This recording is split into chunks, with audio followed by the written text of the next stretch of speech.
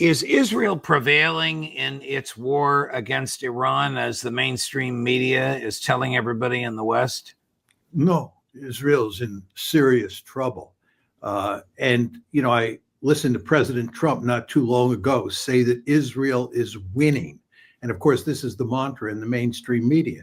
But the question you have to ask yourself is, what does winning mean? It's a meaningless comment by itself.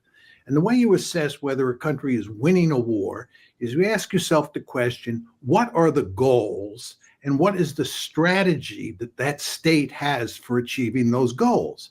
And Israel has three stated goals here. One is to eliminate the nuclear capability of Iran, their ability to produce nuclear weapons. And this is all about enrichment. The second goal is regime change.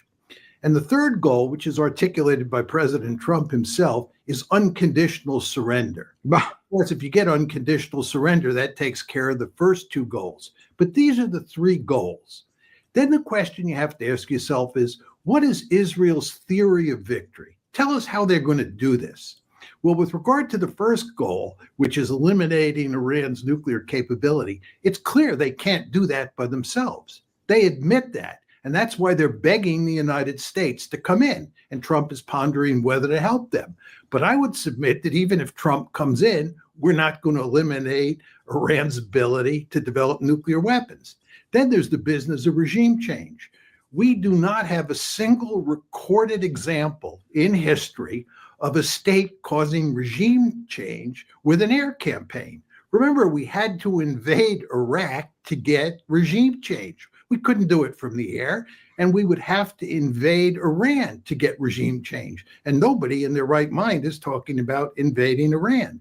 And in terms of unconditional surrender, this is a laughable argument, right? We've put the Iranians in a position where we are threatening their very survival as a state.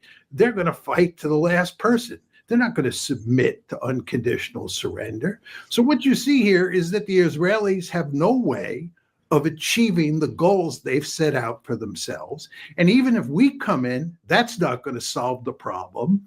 And in the meantime, Israel is being pounded with ballistic missiles from Iran. It's running out of its own missiles to knock down those Iranian ballistic missiles.